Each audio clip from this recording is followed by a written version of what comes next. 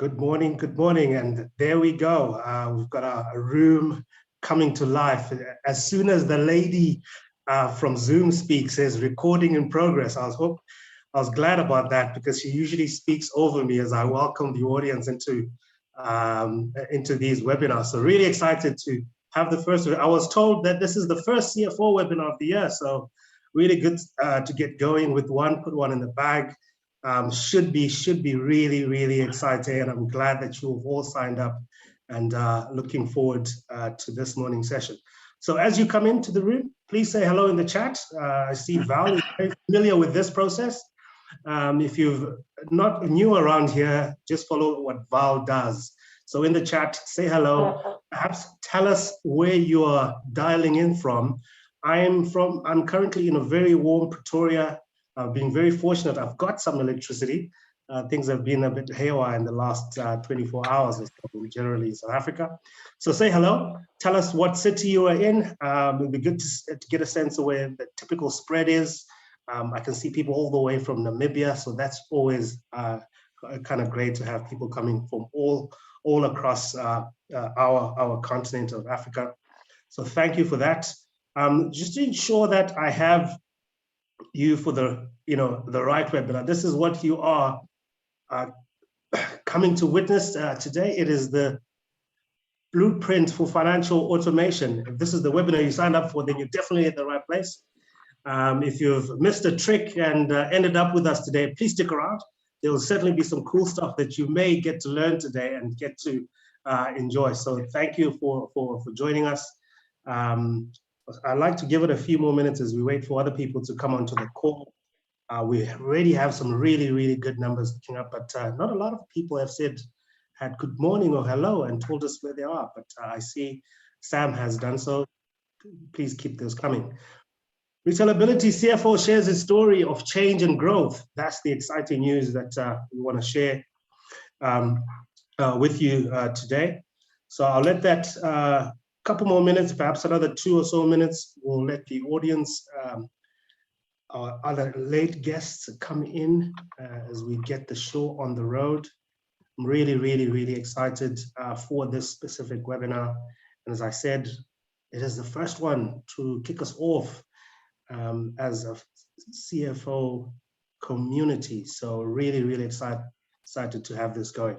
So once again, good morning. My name is Brian Chivere. I'm Community Manager at CFO South Africa, and it gives me pleasure to welcome you to this webinar brought to you in partnership with Blackline. Blackline are developers of cloud-based services designed to automate, control the entire financial process. Consumers are increasingly demanding omni-channel buying options, and retailers are having to deliver or risk getting left behind, right? I'm sure you've heard that. You gotta automate, gotta digitize, gotta get onto this trade. But you're often, fretting about which options to go for. What do you do? Can I hear from somebody else that has experienced this successfully? So that's the essence of our webinar today. Hopefully we can impart some of this knowledge, calm your nerves, introduce you to some really cool people that have been and are working on these type of transformations for you. So this often means that if you're not on the train, you rely on manual processes. And I know we all finance people here.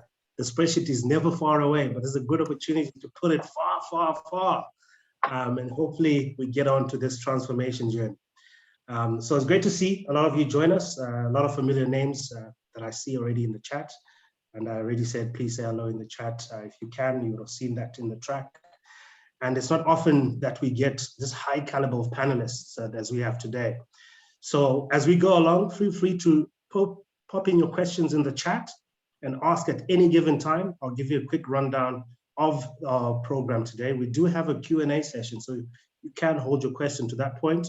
But typically, it's always great to just pop it into the chat function and we'll pick it up from there and ask our esteemed panelists. So we'll kick off with the intro that I'm just finishing now, and then we'll get into a panel discussion for perhaps about half an hour or so.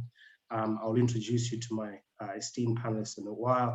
And then after that, we'll probably do a Q&A session if you haven't already asked any questions in the chat. So without any further ado, in this webinar, you will hear from South Africa's most loved retailer, how they've transformed the F&A process in order to make it future fit and championed.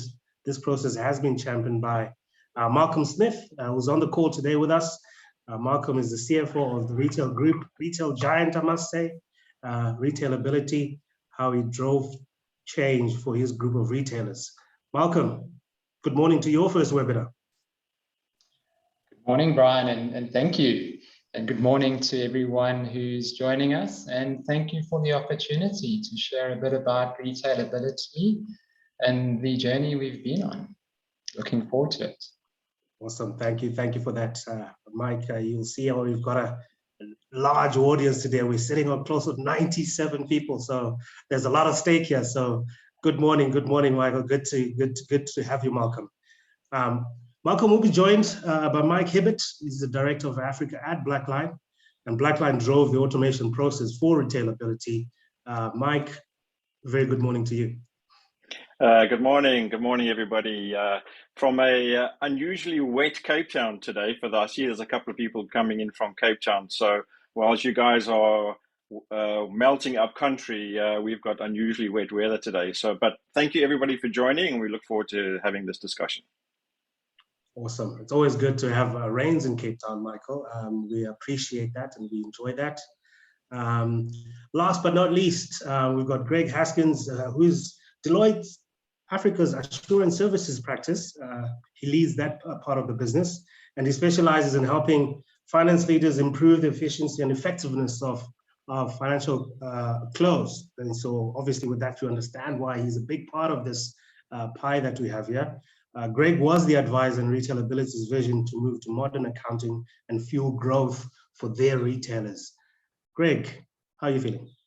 Well, Brian, thanks for that introduction. Great to be here, and also great to see so many participants joining this morning. So really looking forward to the session. Thanks for the opportunity.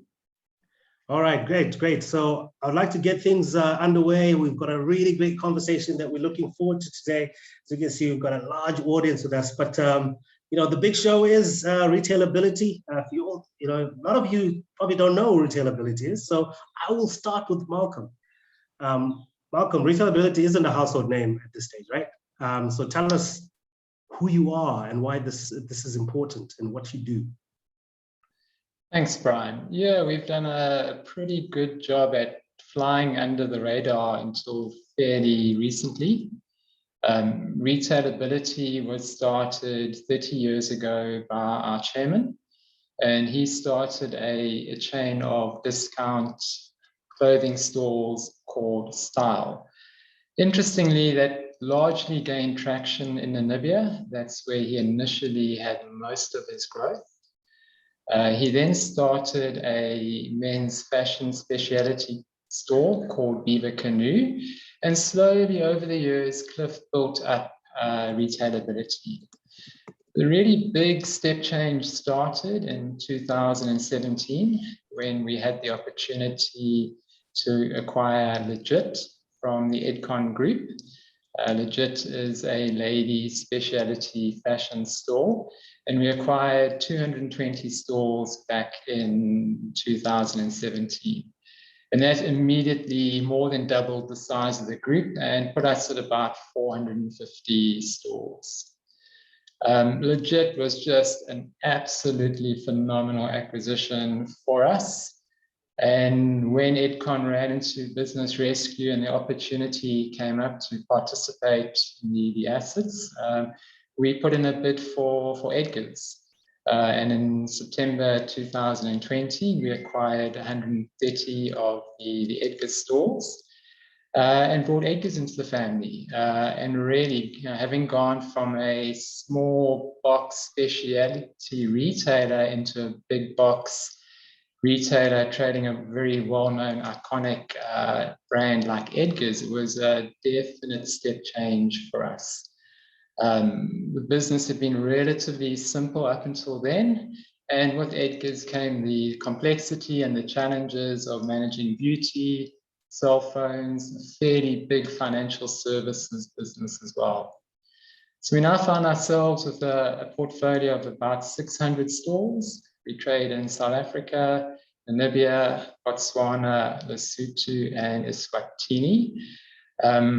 Just to step back to the Edgar's acquisition, we bought Edgar's, which was more than 3 times the size from a turnover perspective from what we had previously managed. So really, it was a case of suffering some proper indigestion going through a growth trajectory like that. What are we about? We haven't lost that entrepreneurial flair. We're all about being entrepreneurial. We're all about simplicity. Our CEO loves saying we simple people. We just buy and sell jeans. Don't overcomplicate what you do. And we try to not stray too far away from that. But equally, we like to be nimble and make quick decisions and be quite opportunistic in what we do.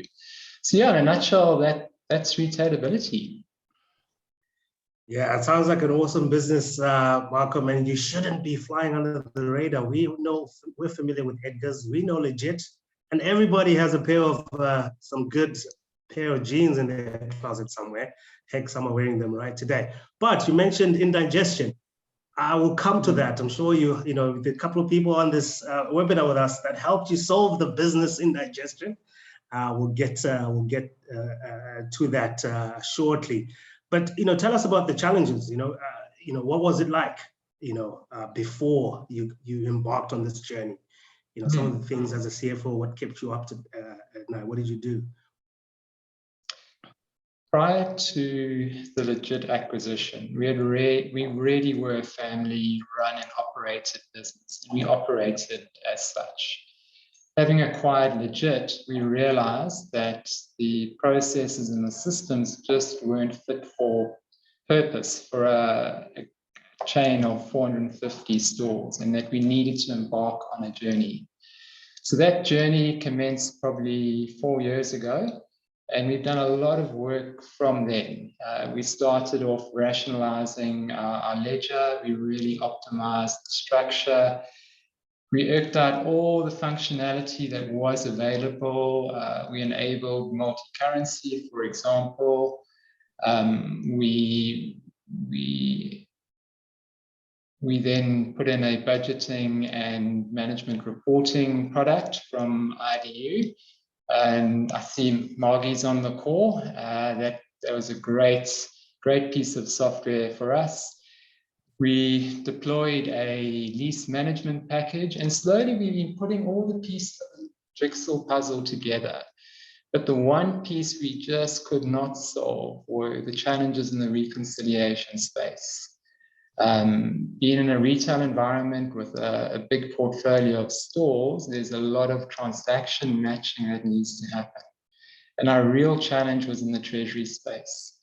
600 stores banking cash every day. It's an absolutely key control that we're on top of our reconciliation of cash.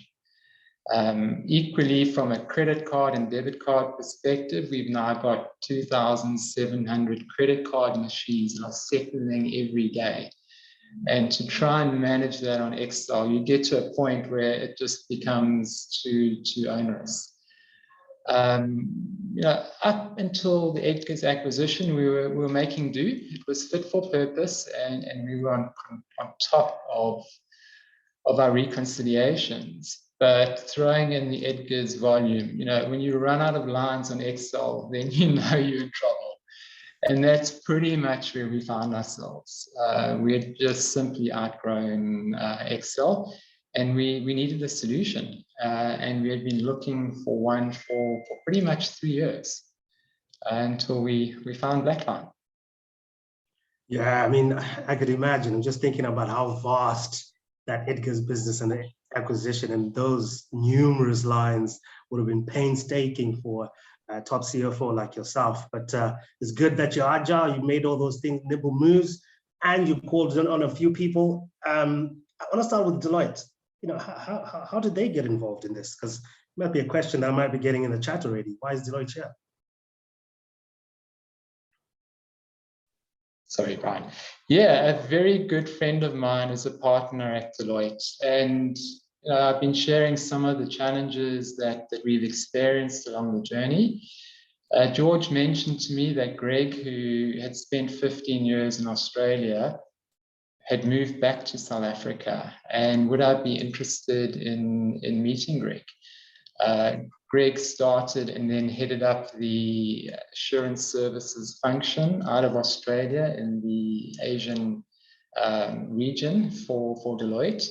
And his speciality is really business optimization, helping CFOs improve their month-end close processes and bringing automation to the party. So I engaged with Greg, and as they say, the rest is history.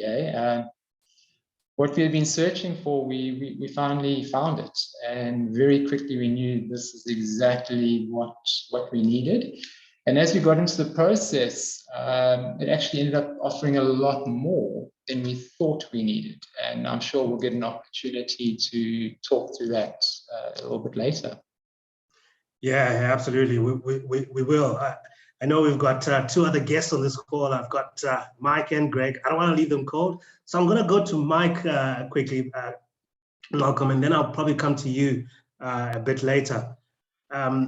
Mike, Malcolm already mentioned, then we found Blackline. And so Retailability story, is this typical of what you're hearing in the market? What have you heard? And what is Blackline's authority in this business?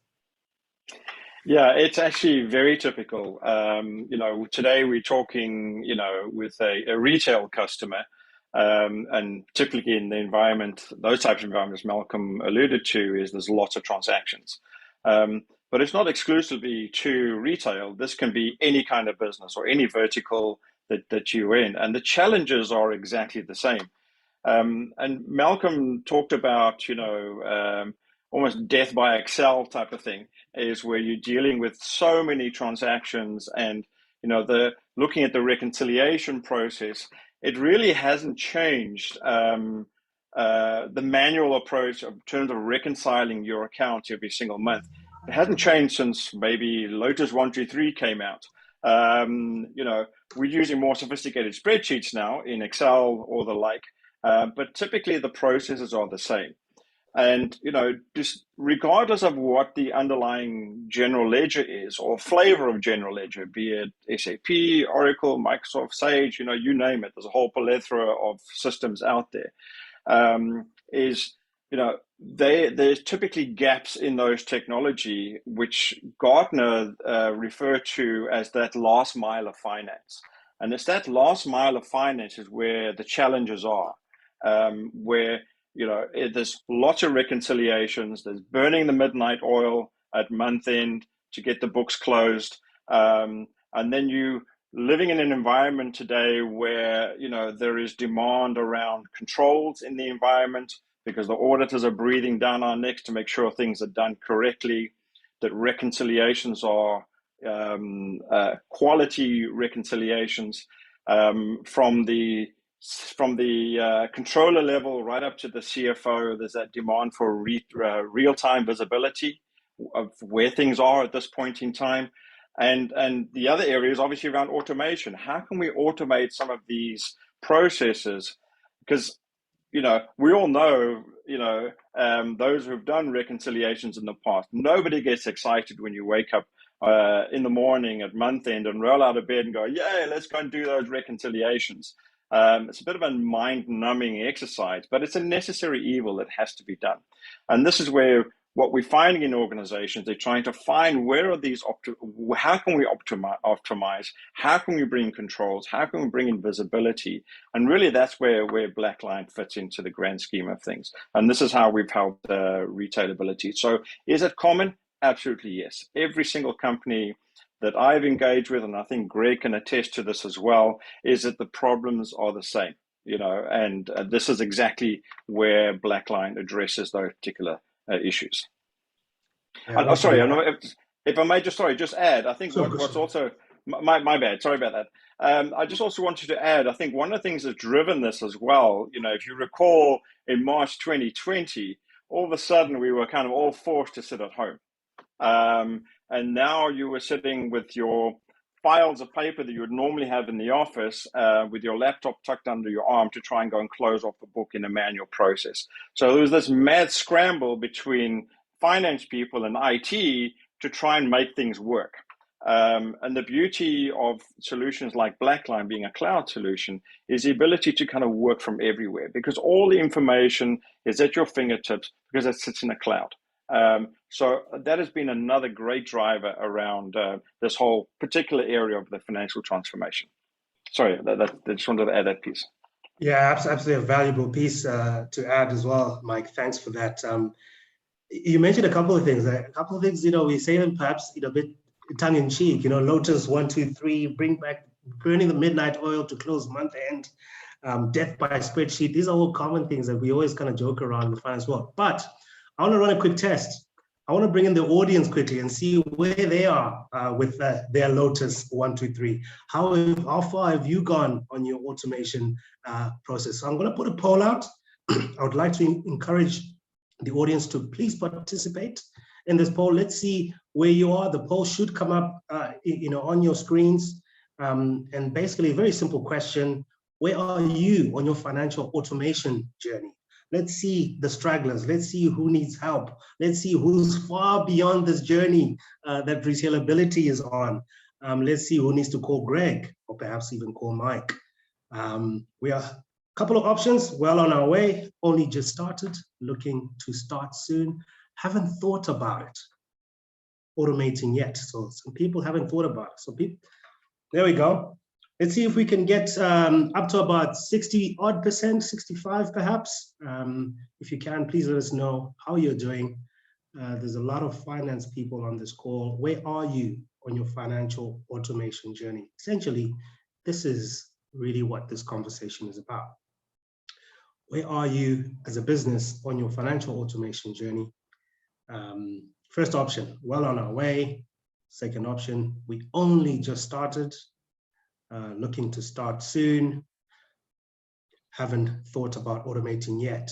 If there are any other answers that are missing from here, please put them in the chat. Let us know. How far are you? Your answer is not on here. Put it in the chat and let us know. Perhaps we could have a quick view of what else is happening out there in the industry. I'm very curious to hear from people that are saying, haven't thought about automating yet. There's a whole 4 people there. Tell us in the chat, what's on your mind? Why haven't you thought about it? Is it ESCOM? What is happening?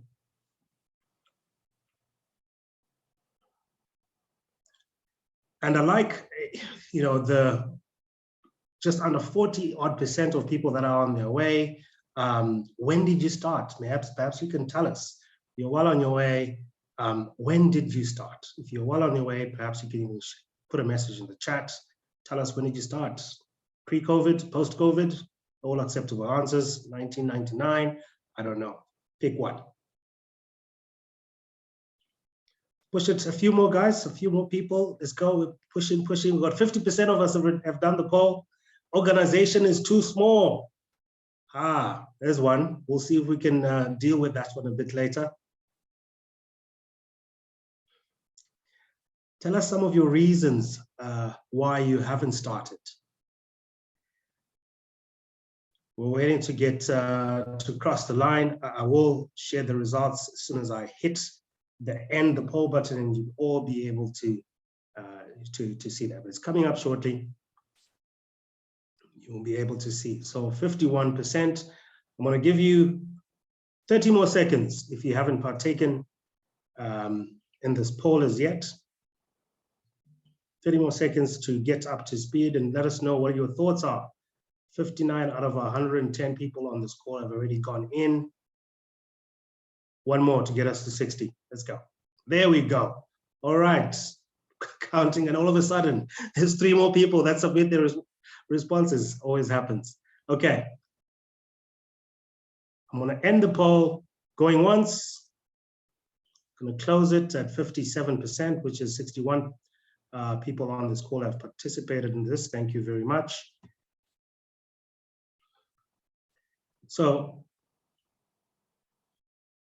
there we go. So Greg, thumbs up if you can see the results. There we go. Malcolm, can you see the results? Thumbs up. And Mike, can you see the results? Thumbs up. Okay, Mike, I want to start with you quickly. Just a quick powwow on what people are saying. So, anything that you can pick out from this, Mike? Yeah.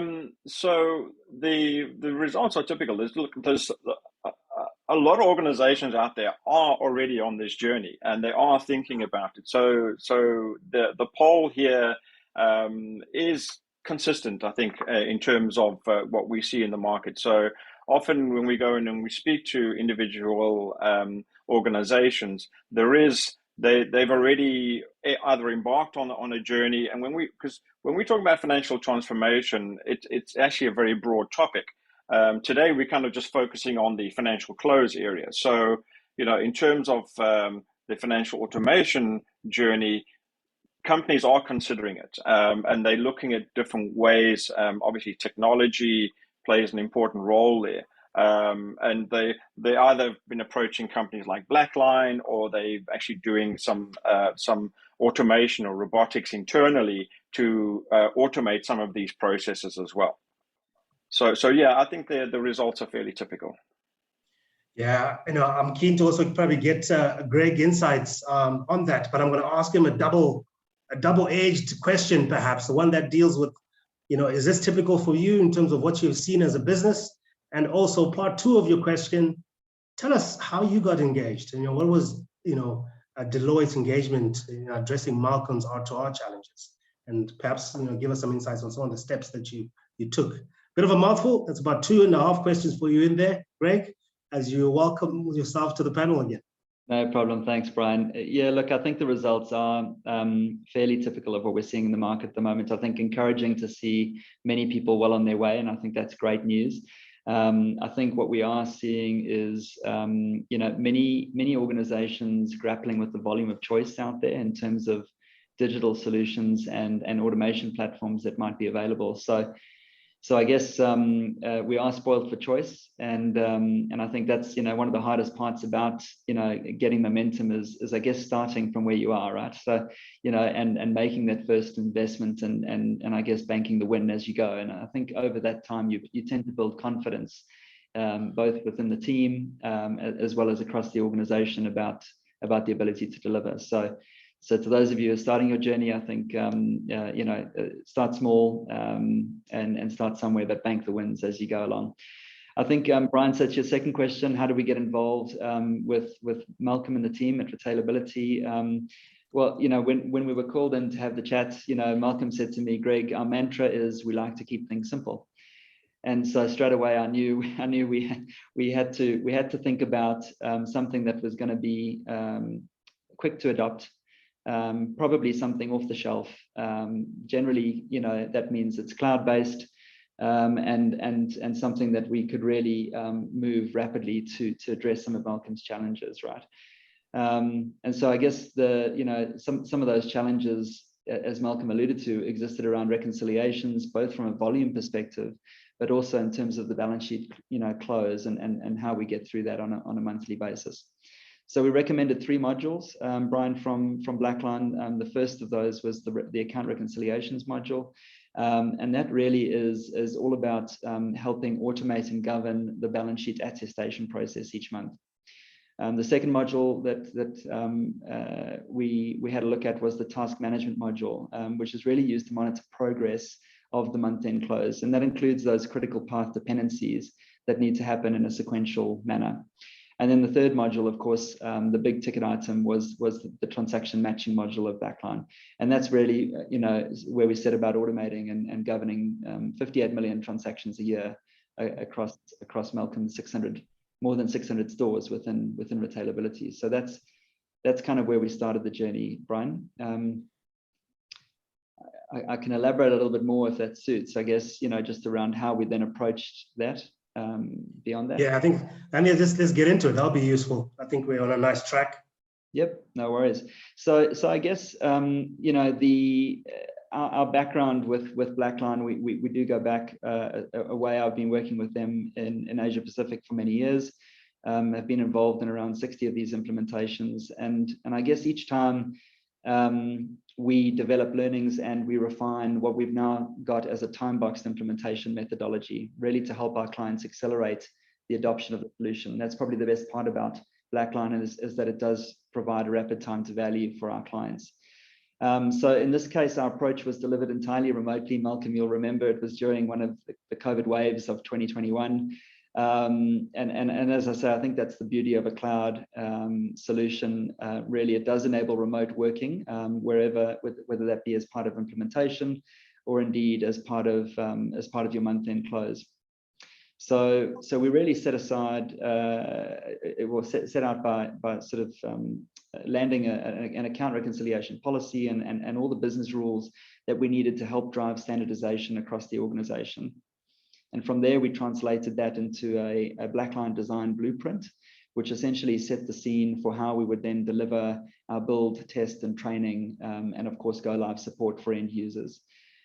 So we adopted a waterfall approach to delivering the reconciliations module and an agile approach to delivering our transaction matching module. And really what we were doing with Agile was enabling a number of iterations to take place, with the end users in Malcolm's team, which really then supported knowledge transition from the outset. So I guess, all of that we managed to pack into a 10-week sprint from start to finish, which I think, really speaks to that sort of rapid time-boxed adoption. And I don't know, Malcolm, if you wanted to talk to some of the results, but I'll pause there for the moment. Yeah, thanks for that. I was just about to say, I'm going to go back to Malcolm. Malcolm can tell us about, some of these results. What has he seen come out of the project? And Malcolm, bring you back onto the call. Thanks, Brian. Yeah, look, when Greg said he only needed 10 weeks, I was a bit skeptical. But to his credit, he delivered the solution within the 10-week period and on budget. Really was an exceptionally well executed project, and we got to enjoy the benefits very quickly, which was fantastic. But from a matching perspective, that really was our pressure point. Previously, the team would have to come in, extract data, build Excel templates, and then wade through the detail. We've now automated most of the data loads. So the data is uploaded into Blackline, transaction matching engine runs, and then the team walk in and just have to deal with the exceptions. So in the credit card space, we're doing a 3-way match from our point of sale system to our switches, transactional records, through to the bank's markup file, and we're getting a 99-point-something% 3-way match at a transactional level, which is phenomenal. And that's giving us massive assurance around the completeness of our revenue. In the physical cash space, that varies, but we're getting somewhere between a 60 and 70% auto match, which is phenomenal. So it means the cash controllers, when they come in, they are only having to deal with the exceptions and not the mundane intensity of matching each and every single transaction. And that then frees them up to go into more detail on further investigations and refine our tolerance to investigating and clearing, reconciling breaks on our cash side. So yeah, we're absolutely loving the product. Yeah. I can imagine all that, all those reconciliations and matching process. Mike, I want to come to you before I go back to Greg quickly. Something that just occurred to me that was posted in the chat here when we're doing the poll, and somebody says, are you ever too small to get onto this journey? Is there a parameter that you would look at to consider what's small, what's large for somebody to get on a track similar to a giant like Retailability? No, I would never say you're too small. I think often, you get smaller organizations often that have a high volume of transactions, and that can also be a challenge. Companies typically that we start with, we would say if you have, say, about 5 people that are handling the financial close, then you would qualify for looking at something like Blackline, because clearly you those people would be snowed under, with the month-end process. So yeah, we deal with clients from say 5 up to thousands of users. Looking at some of the larger companies around the globe that are using Blackline. So we really kind of fit any kind of business who is struggling around the particular process. There's no too small. All right, thanks for that clarity. I think it's much needed to address that question. Greg, coming back to you, was this an off-the-shelf offering that you gave? Was it unique for Retailability? Perhaps can it be replicated with other companies and get similar results? Yeah, Brian, it can. And maybe just before I answer that, I guess one point I wanted to come back to on Malcolm's outcomes that we were mentioning. I mean, Malcolm, I think beyond the cash reconciliation, which has obviously made a big difference, the balance sheet recs came out with a 54% order certification, and I guess that that created a bit of a buzz in the team, in the sense that we were able to start the month end at Retailability with 54% reconciliations being automatically completed. So that certainly created a bit of capacity in the team. I guess in terms of can this be replicated? The answer is absolutely yes. I think each implementation is unique, but as I've mentioned, at the core, the delivery model can be scaled quite easily across any number of industries. We've implemented across retailers, manufacturers, insurance, and a wide range of clients, both non-for-profits, in fact, and also global organizations. In terms of timeframes, I know we sort of mentioned 10 weeks for Retailability. These do depend on the complexity of your underlying IT environment. So the good news is that Blackline is completely ERP agnostic. So it can sit across any number of ERPs that you might be running in your organization. But we do like to know how many there are in advance, because that does create additional integration points for us to consider. And then we also do like to ask, how many charts of accounts might be in use, because that again drives mapping to your reconciliation taxonomy that you'd want to have built in the system. And then finally, the number of people that you might have in the team is generally a good yardstick for us to understand the approach that we need to adopt to training and change management. We mentioned spreadsheets at the outset.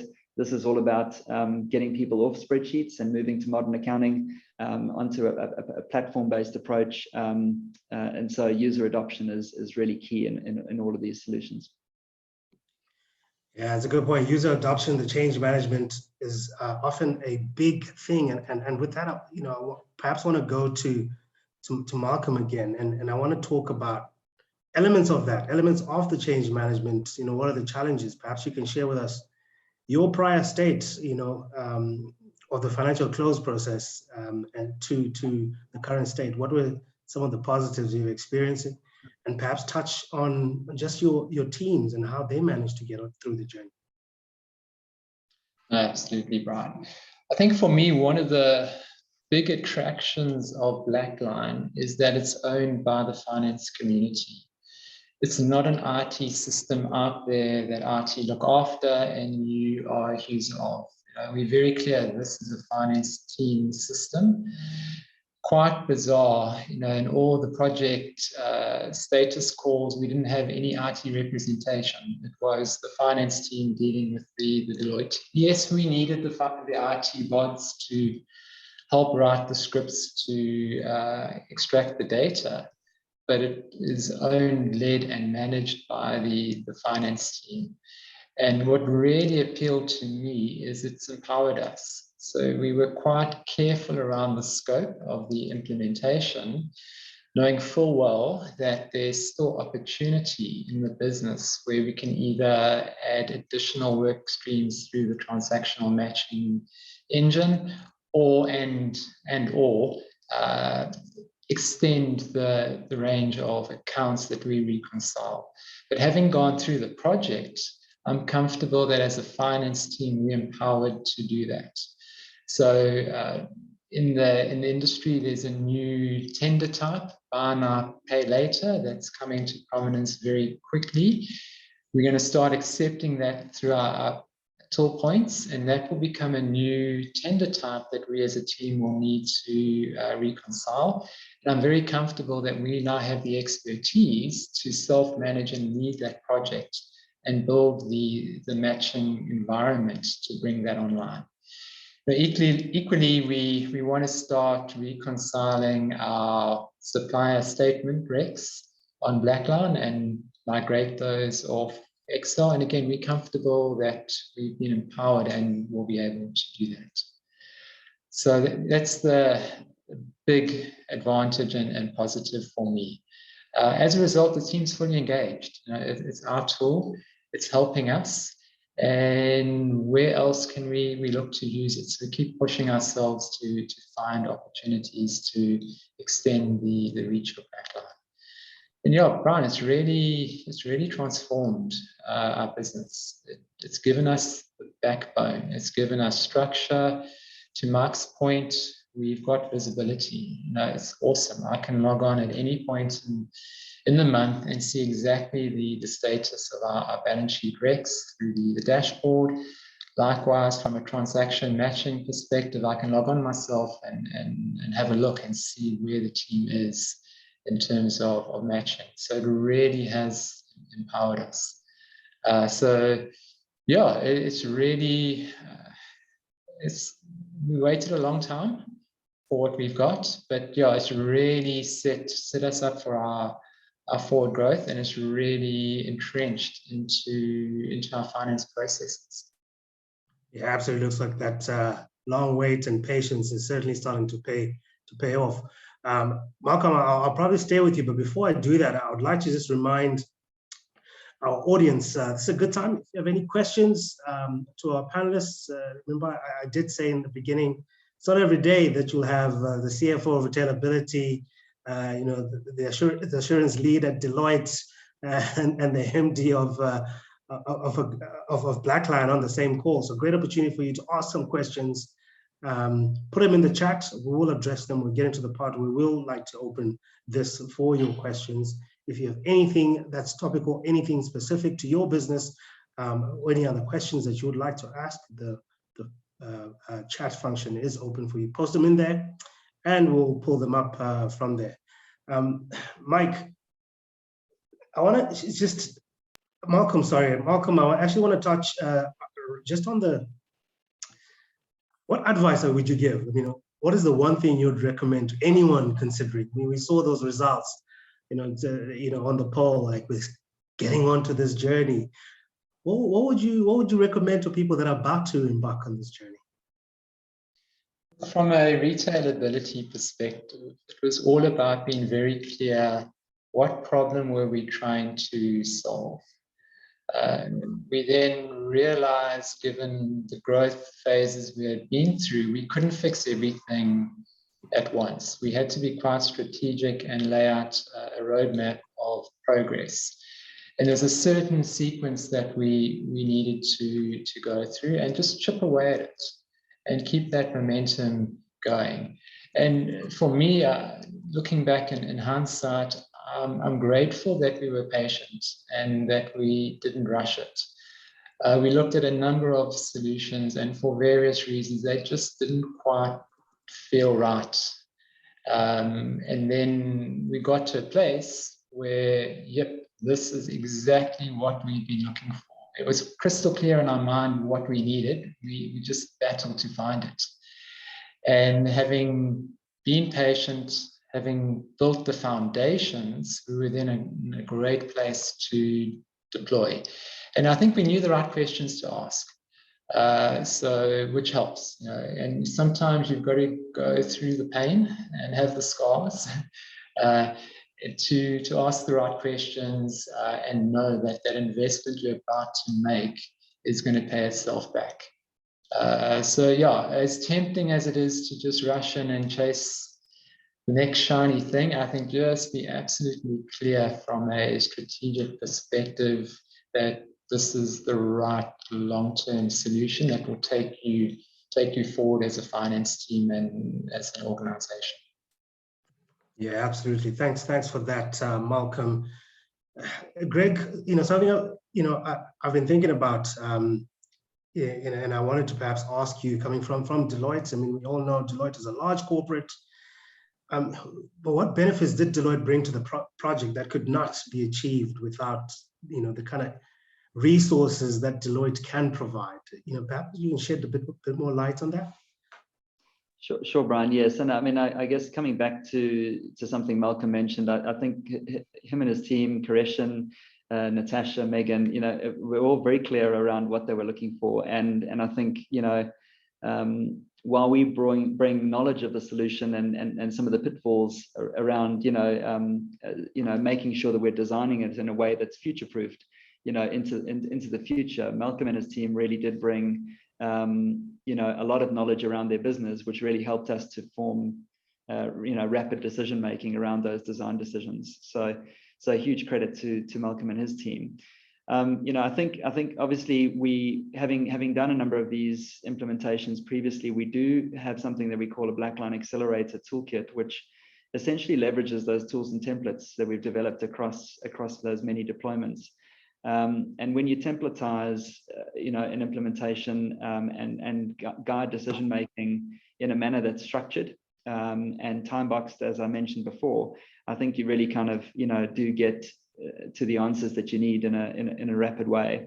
That together with strong project management, as Malcolm said earlier, were the key ingredients I think that we brought. But these stories never unfold on their own. This is not something we do to clients, it's something we deliver with clients. And I think that was the key here in Malcolm's success story.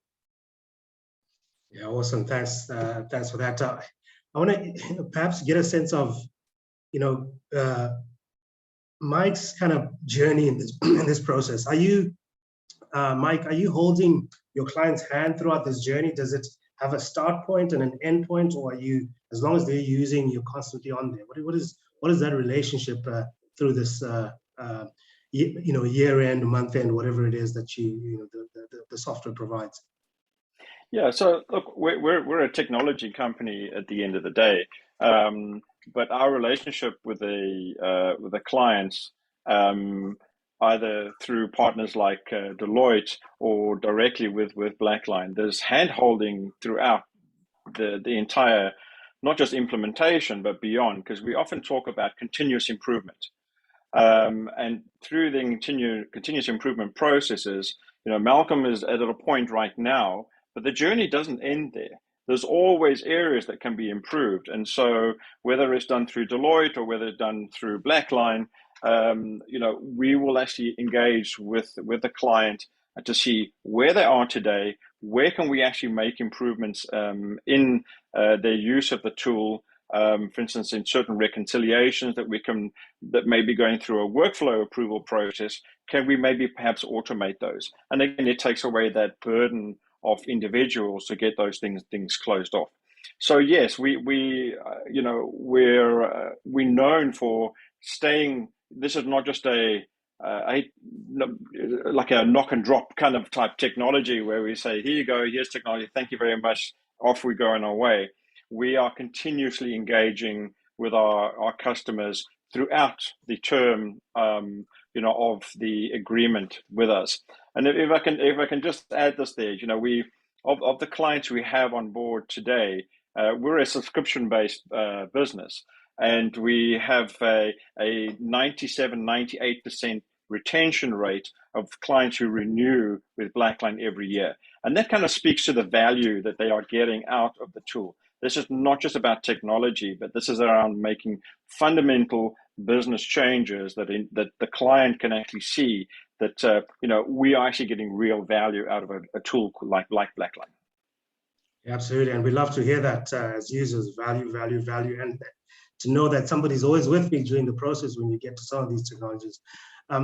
Malcolm, just coming back to you may have touched on this a bit, but I really I'm getting a nudge here, and people want to hear, how did you, and let's talk about just being a CFO and just being a leader in the business and the transition from a pre-state to this new technology. How do you get buy-in from your team and Retailability to get onto this?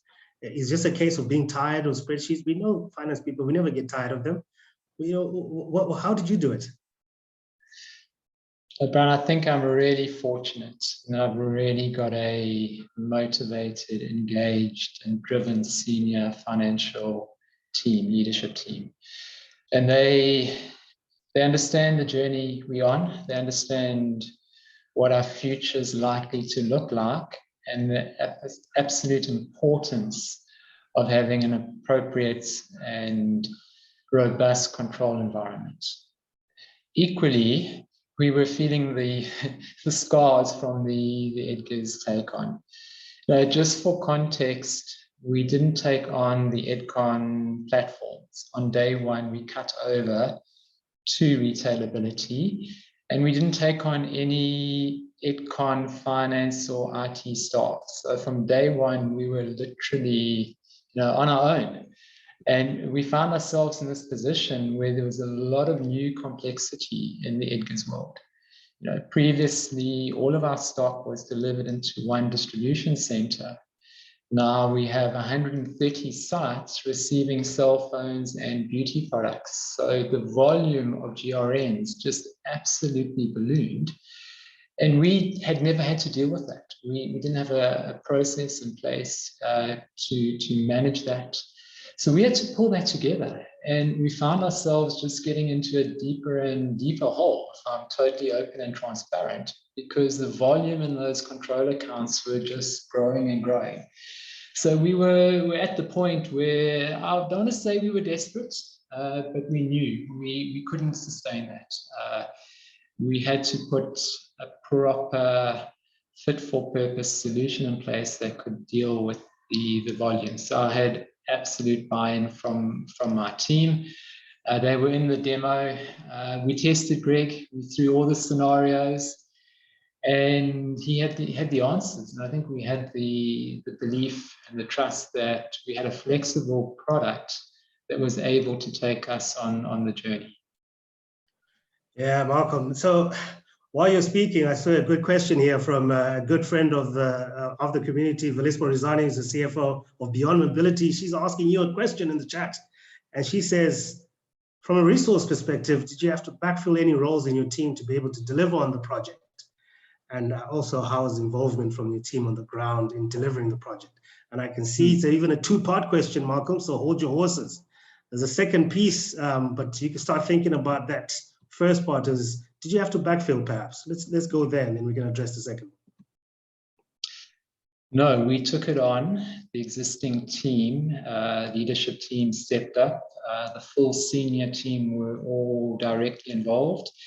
We carved it up into different areas, and it was intense. It was 10 weeks of hard work.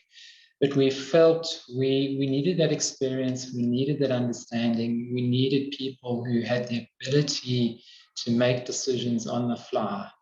So yeah, we bit the bullet and put in 10 weeks of hard work, but managed to get by without backfilling positions through the project. Second part of Elisa's question is, did you lose any staff now that you're all automated and you certainly bought your business a lot more time? No, we haven't let anyone go. Look, to be totally transparent, we brought in 3 contractors at the absolute peak to help us deal with volumes before we bedded in Blackline. What it's enabled us to do is, with that visibility, get into a deeper level of detail. Again, the challenge was really Edgar's. You take on 130 stores and you move on to a new trading platform. None of those staff had ever operated our point of sale or our receiving system. So naturally, it takes time to bed in and train users at a store level. So what Blackline has allowed us to do is to get into that detail, diagnose where stores aren't necessarily following process, and engage with them to train them and get them familiar with the retailability procedures. So yeah, at this point, we've made really good progress, and it's allowed us that extra capacity that Blackline has provided has let us get into the detail and remedy some of the take-on training challenges we initially had. In time, what I know I will be able to do is not need to hire as the business continues to grow. And even from take-on, our volumes are significantly up as we restock the business and as COVID subsides and customers come back into the shopping malls. We've seen a nice uptick in our volumes, but I'm equally comfortable that we have capacity for future developments. So when buy now, pay later goes live, I know I won't have to go and hire additional treasury clerks to manage that process. The current team will be able to pick up yet an additional reconciliation within the Blackline environment. Yeah, thanks for that response, Malcolm. I hope it deals with Sani's question and she's satisfied. Mike, I'm going to come to you. There's a question. Perhaps we'll split it between the two of you, Mike and Greg. It's coming from Virginia. And Virginia, I believe she's all the way from the Institute of Bankers in Namibia. Where is a banker? She's saying, her question is this purely a financial system? Does it deal with customer interfaces? We talk about insurance premiums, etc. Yeah, so look, we're all about the financial close process. So we're addressing things like obviously the reconciliations. We talk about transaction matching.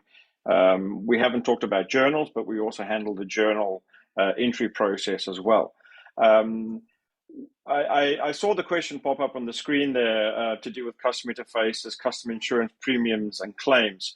So where we have done this in the past and often around using the power of the Blackline matching tool is often there is lots and lots of transactions. And if you look at insurance premiums and complaints, that you need to match those transactions as well. So yes, absolutely. We can certainly address those challenges and where there's reconciliation required around those in terms of insurance payouts, etc., matching it with a bank or whatever the case may be, is yes, Blackline can actually play a role there. Greg, I don't know if you want to add something to that. Yeah, look, I was just going to mention we have worked with a global top 20 insurance company to actually automate premiums receivable and the matching that happens through the suspense accounts once cash is received. So that is a great example, and similarly on the claim side. But I guess to answer the question, the customer doesn't interface with the system. This is something that the organization or the finance team would use to actually reconcile and match off what has been received and what hasn't, right? And that's I guess where the core of Blackline plays, as Mike said, in the financial close process. So we do have examples in the insurance industry around where it was used in premiums and claims. All right, thanks for those questions. I think I've got one more. We can squeeze it in quickly, and I'll send it back to Mike again. It's coming from Sophia Nashima. She's saying, so who do I consult with? Do I call Blackline or do I give a call to Greg at Deloitte? Yeah, so obviously we engage directly with clients. Although our preferred method is to work through companies like Deloitte. They bring a bigger value. We talk about technology and how you can help improve processes around the financial close. Deloitte kind of take a broader view of this, and they start looking at things about looking at the processes, looking at the change within the process. So my advice and my recommendation is speak to Deloitte if you're looking, especially if you're in the early stages of your planning phases around this. I think you would get a lot of value out of talking to Deloitte. But yes, Greg and I are kind of joined at the hip in most cases. And so we work side by side in a lot of the accounts that we work on an ongoing basis. All right, thank you for that. As we hit the final few seconds, I can see questions are starting to pile in. Feel free to keep them coming. If there's anything specific, I'm sure either Mike or Greg can attend to those questions for you. As we wrap up quickly, I want to just go to Malcolm quickly, and perhaps a question, we can address the last question that just came in on the chat. Have you saved some time in terms of internal and external audit, given that you've got this new technology? Right, our year end is in March, so this will be our first year end that Blackline will be in place when we go through the audit.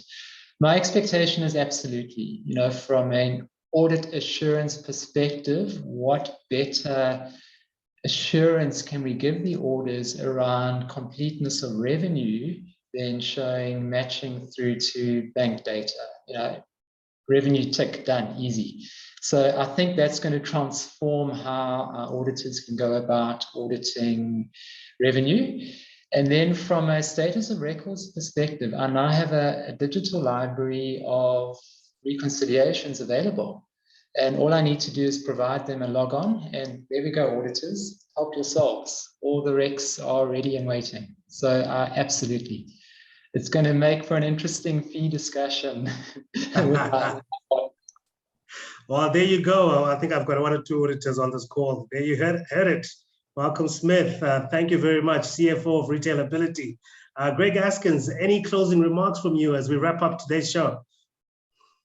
No, look, I mean, all credit to Malcolm and his team. I think it was a pleasure to work with you all, Malcolm, and delighted with the results that you've achieved and continue to achieve, and looking forward to seeing what you do next with the solution. Now that everyone is comfortable to manage it on their own, I think that's a really key outcome. So thank you, Brian, for having me. Really, really great to be here.